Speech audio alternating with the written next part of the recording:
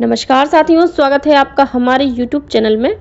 आप छत्तीसगढ़ की किस जगह से हमारे समाचार सुन रहे हैं, कृपया कमेंट बॉक्स में लिखकर हमें जरूर बताएं। साथ ही हमारे चैनल को सब्सक्राइब करना ना भूलें।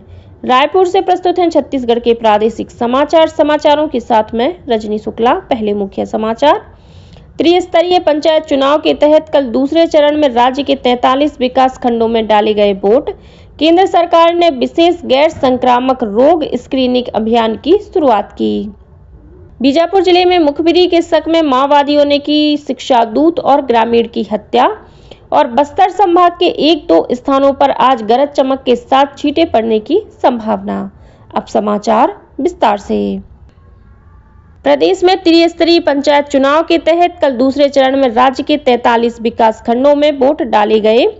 मतदान सुबह 7 बजे से दोपहर 3 बजे तक हुआ। कुछ मतदान केंद्रों में मतदाताओं के मतदान केंद्र के भीतर होने के कारण 3 बजे के बाद भी वोटिंग जारी रही। वहीं बस्तर संभाग में सुबह 6:45 से दोपहर 2 बजे तक वोट डाले गए। राज्य निर्वाचन आयुक्त अजय सिंह ने बताया कि कल दूसरे चरण के मतदान के दौरान स्थानीय सरकार चुनने के लिए मतदाताओं में भारी उत्साह देखा गया। गौरतलब है कि दूसरे चरण में पंच पद के लिए 65,716 है, सरपंच पद के लिए 15,217, जनपद सदस्य के लिए 3,885 और जिला पंचायत सदस्य के लिए 699 प्रत्याशी चुनाव मैदान में हैं।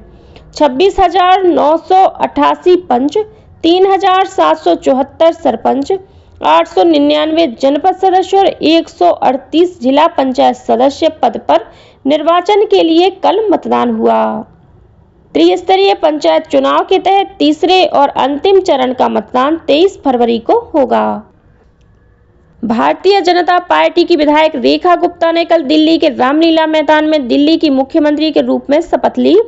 दिल्ली के उपराज्यपाल विनय कुमार सक्सेना ने उन्हें पद और गोपनीयता की शपथ दिलाई। मुख्यमंत्री के साथ 6 कैबिनेट मंत्रियों प्रवेश साहिब सिंह, आशीष सूद, मनजिंदर सिंह सिरसा, रविंद्र इंद्राज सिंह, कपिल मिश्रा और पंकज कुमार सिंह ने भी शपथ ली। रेखा गुप्ता के दिल्ली के मुख्यमंत्री पद की शपथ लेने पर छत्तीसगढ़ के मुख्यमंत्री विष्णुदेव साय ने उन्हें बधाई और शुभकामनाएं दी हैं। केंद्र सरकार ने कल से एक विशेष गैर संक्रामक रोग स्क्रीनिंग अभियान की शुरुआत की है। अभियान का उद्देश्य 30 वर्ष और उससे अधिक आयु के सभी व्यक्तियों की स्क्रीनिंग करना है। केंद्रीय स्वास्थ्य मंत्रालय ने कहा कि इस पहल का उद्देश्य गैर संक्रामक रोगों जैसे मधुमेह, उच्च रक्तचाप और 3 सामान्य कैंसर, मुंह, स्तन और गर्भाशय ग्रीवा के कैंसर के लिए लोगों की स्क्रीनिंग करना है। यह अभियान आयुष्मान आरोग्य योजना के तहत मंदिरों और देश भर में विभिन्न स्वास्थ्य केंद्रों पर राष्ट्रीय गैर संचारी रोग रोकथाम और नियंत्रण कार्यक्रम के अंतर्गत चलाया जाएगा। 40 दिनों तक चलने वाले इस अभियान के दौरान प्रशिक्षित आशा और फर्स्ट लाइन कार्यकर्ता लोगों के घर घर जाकर स्क्रीनिंग करेंगे। इस अभियान के दौरान पारदर्शिता और जवाबदेही सुनिश्चित करने के लिए स्क्रीनिंग, उपचार और फॉलो अप का डेटा प्रतिदिन राष्ट्रीय पोर्टल पर अपलोड किया जाएगा। केंद्रीय जल शक्ति मंत्री CR पाटिल ने छत्तीसगढ़ में जल संचयन के लिए जनभागीदारी से किए जा रहे प्रयासों की सराहना की है। उन्होंने राजस्थान के उदयपुर में आयोजित राज्य जल मंत्रियों के सम्मेलन को संबोधित करते हुए कहा कि छत्तीसगढ़ जल संरचनाओं के निर्माण में पूरे देश में अग्रणी स्थान पर है और जल संरक्षण के क्षेत्र में राज्य के नवाचार मॉडल अन्य राज्यों के लिए अनुकरणीय हैं। उन्होंने यह भी कहा कि छत्तीसगढ़ में अब तक 2,29,000 से अधिक जल संग्रहण संरचनाओं का निर्माण किया जा चुका है, जिससे जल संसाधनों का संवर्धन हो रहा है। India state of forest report के अनुसार छत्तीसगढ़ के बस्तर संभाग के कई क्षेत्रों में वन आवरण में वृद्धि हुई है। बस्तर, बीजापुर, सुकमा, दंतेवाड़ा में वन के क्षेत्रफल में बढ़ोतरी देखी गई है। यह report forest survey of India ने तैयार की है। छत्तीसगढ़ के प्रधान मुख्य वन संरक्षक और वन बल प्रमुख वी श्रीनिवास राव ने बताया कि छत्तीसगढ़ में बीते वर्षों के दौरान लगातार निगरानी के साथ ही प्रभावी मृदा और जल संरक्षण जैसे उपायों के जरिए वनों का संरक्षण करने के प्रयास किए गए हैं। बीजापुर जिले के बारसूर थाना क्षेत्र स्थित तोड़मा गांव में माओवादियों ने मुखबिरी के शक में एक शिक्षा दूत और एक ग्रामीण की हत्या कर दी है। जिले के पुलिस अधीक्षक ने घटना की पुष्टि करते हुए बताया कि बीती रात माओवादी शिक्षा दूत बामन कश्यप और ग्रामीण अनीस राम के घर पहुंचे और उन्हें अपने साथ जंगल की ओर ले गए, जहां दोनों की गला घोंटकर हत्या कर दी। राष्ट्रीय कुष्ठ उन्मूलन कार्यक्रम के अंतर्गत नई दिल्ली से पहुंचे राष्ट्रीय मानवाधिकार आयोग की टीम ने कल दुर्ग भिलाई के कुष्ठ प्रभावित क्षेत्रों का दौरा किया।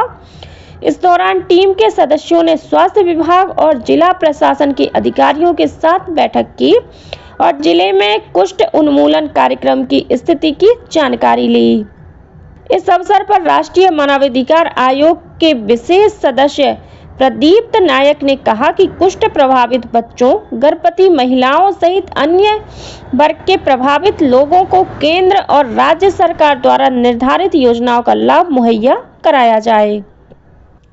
रायपुर जिले में म्यूल बैंक अकाउंट के लिए फर्जी सिम कार्ड बेचने वाले 13 POS एजेंट को पुलिस ने गिरफ्तार किया है।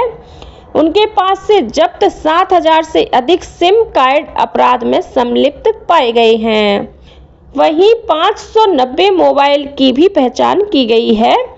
आरोप है कि इनके द्वारा जारी किए गए सिम यूनाइटेड अरब अमीरात, श्रीलंका, नेपाल और म्यांमार में इस्तेमाल किए जाते थे, जिसके साक्ष्य भी मिले हैं। इस मामले में अब तक 98 आरोपियों की गिरफ्तारी हो चुकी है। मुख्यमंत्री विष्णुदेव साय ने अंतर्राष्ट्रीय मातृभाषा दिवस 21 फरवरी के अवसर पर प्रदेशवासियों को बधाई एवं शुभकामनाएं दी हैं। मुख्यमंत्री श्री साय ने कहा कि छत्तीसगढ़ की पहचान इसकी समृद्ध भाषाई विरासत और बहुभाषी संस्कृति में निहित है। छत्तीसगढ़ी, गोंडी, हल्बी, सरगुजिया, कुड़ुख, भतरी सहित अनेक लोक भाषाएं यहाँ की सांस्कृतिक आत्मा को संजोए हुए हैं। अंतर्राष्ट्रीय मातृभाषा दिवस हमें अपनी मातृभाषाओं के संरक्षण, संवर्धन और विकास के प्रति जागरूक करता है। मुख्यमंत्री श्री साय ने प्रदेशवासियों से अपील की है कि वे अपनी मातृभाषाओं को बढ़ावा दें, बच्चों को अपनी बोली और भाषा से जोड़ें तथा छत्तीसगढ़ की भाषाई विविधता को संरक्षित करने में योगदान दें। नारायणपुर जिले के ओरछा में 5 दिवसीय माता मावली मेला शुरू हो गया है। मेले की शुरुआत माता मावली मंदिर में पारंपरिक पूजा अर्चना और परघाव की परंपरा के साथ हुई। इस दौरान आसपास के गांव से आए स्थानीय देवी देवताओं के प्रतीक स्वरूप डंगई, लाठ, डोली और छत्र के साथ जुलूस निकाला गया। मेला स्थल पर पहुंचकर ढाई परिक्रमा की रस्म पूरी की गई, जिसमें श्रद्धालुओं ने पारंपरिक रीति रिवाजों के साथ देवी देवताओं की पूजा अर्चना की। 23 फरवरी तक चलने वाले इस मेले के दौरान हर दिन सांस्कृतिक कार्यक्रमों का आयोजन किया जाएगा। नारायणपुर जिले में 2 मार्च को अबूझमाड़ पीस हाफ मैराथन का आयोजन किया जाएगा। इस मैराथन में 5,000 से अधिक प्रतिभागी हिस्सा लेंगे। इसके तहत 21 किलोमीटर, 10 किलोमीटर और 5 किलोमीटर की श्रेणियों में प्रतिभागी दौड़ लगाएंगे। इस मैराथन का उद्देश्य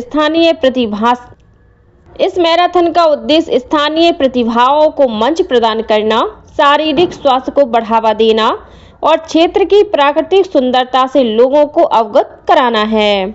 और अब पेश है मौसम का हाल। मौसम विभाग से प्राप्त जानकारी के अनुसार आज बस्तर संभाग के 1-2 स्थानों पर गरज चमक के साथ छींटे पड़ सकते हैं। मौसम वैज्ञानिक HP चंद्रा ने बताया कि फिलहाल प्रदेश में अधिकतम और न्यूनतम तापमान में कोई विशेष परिवर्तन होने की संभावना नहीं है। और अब कुछ अन्य समाचार संक्षेप में। बालौदाबाजार हिंसा मामले में बीते 17 अगस्त से रायपुर जेल में बंद भिलाई विधायक देवेंद्र यादव को सुप्रीम कोर्ट से जमानत मिल गई है। विधायक देवेंद्र यादव 6 महीने से अधिक समय तक जेल में रहे। भारतीय डाक विभाग द्वारा आज से भिलाई में 2 दिवसीय जिला स्तरीय फिलाटेली प्रदर्शनी ट्विन सिटी पैक्स का आयोजन किया जाएगा। इस प्रदर्शनी की शुरुआत आम लोगों के लिए सुबह 11 बजे से होगी। दुर्ग जिले में निर्वाचन कार्य में लापरवाही बरतने के आरोप में प्रधान पाठक, शिक्षक, सहायक शिक्षक और कंप्यूटर ऑपरेटर को निलंबित कर दिया गया है। और रायपुर के विधानसभा क्षेत्र में कल तड़के एक तेज रफ्तार कार अनियंत्रित होकर खंबे से टकरा गई। इस हादसे में कार में सवार 2 युवकों की मौके पर ही मौत हो गई। इसी के साथ छत्तीसगढ़ के समाचारों का ये बुलेटिन समाप्त हुआ। नमस्कार।